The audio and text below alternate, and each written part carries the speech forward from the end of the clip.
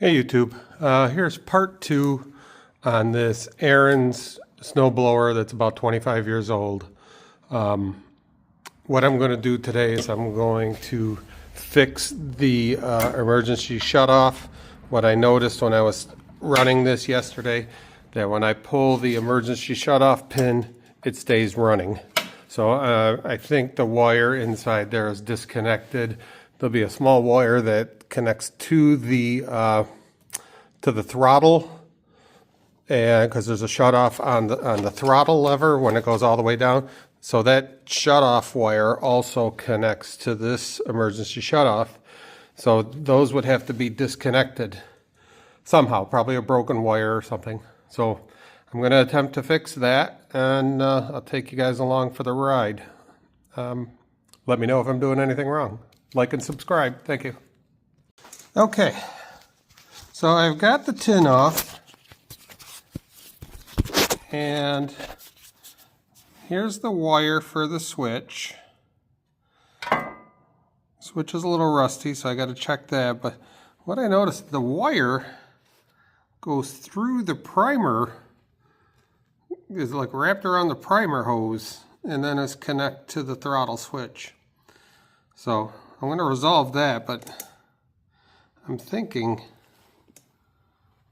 this switch down here looks a little on the rusted side, so may not be functioning correctly. So that's where I'm going to start, but I gotta get this disconnected down here. So I'll try to do that with a pair of needle nose.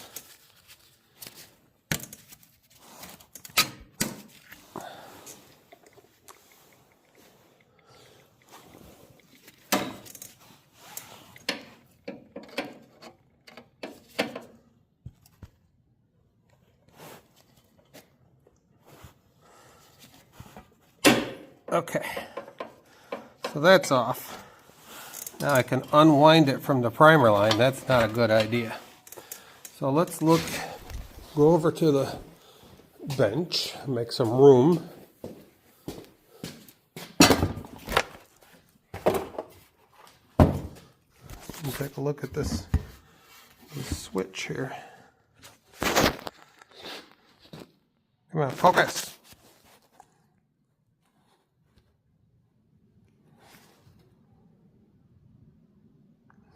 Focusing on the wrong things.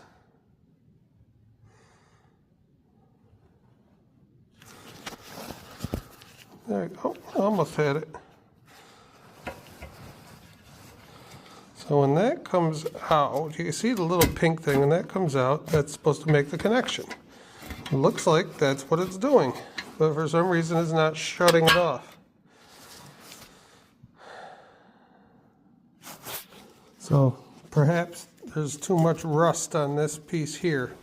So what I'll try to do is I'll try to clean that up a little with some sandpaper. All right, bring it back soon. Okay, so what I did is I folded a little tiny piece of sandpaper, got it in between the contacts, and focus,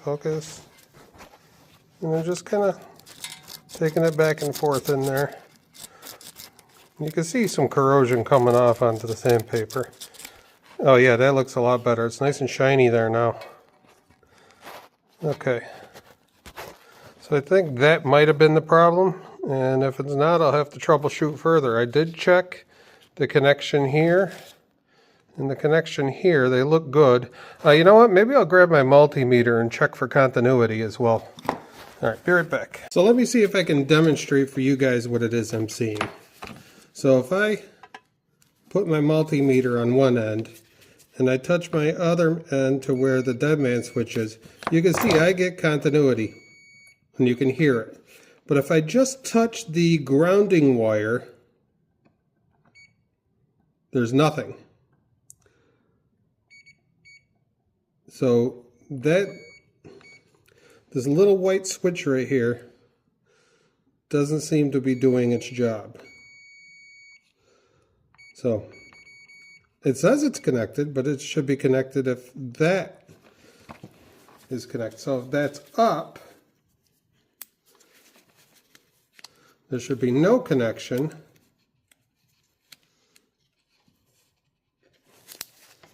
And I don't know if I can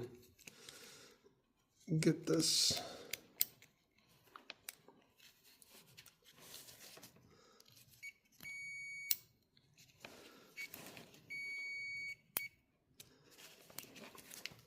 See if I hook that in there and then use two hands over here. Now it's working.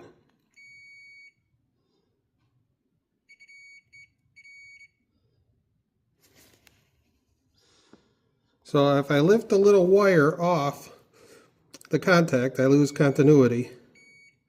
So that's working. So maybe sanding it did the job, because I don't think I had any reaction before. But I think I'm going to sand it just a little bit more, just to ensure that contact is good.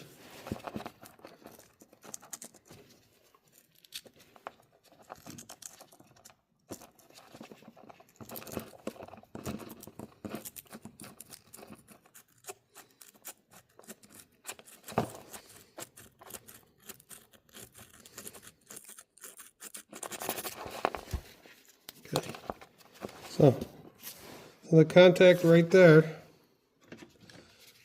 looks all nice and shiny now.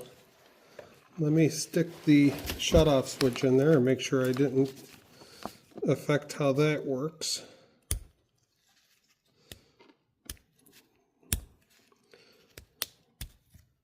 Okay, and it is making contact correctly.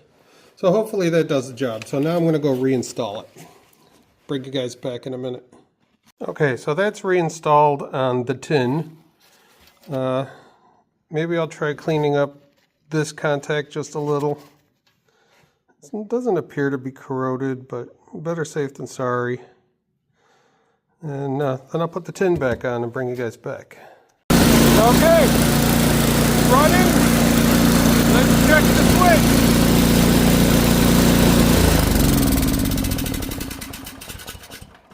Perfect. She shuts off just like she should. So, seems to me it was a dirty contact. And one more job on this done. Now, what I found out in my previous video, I was showing these two little forks that hook onto the drive carrier on the undercarriage. You can go back and watch that if you want.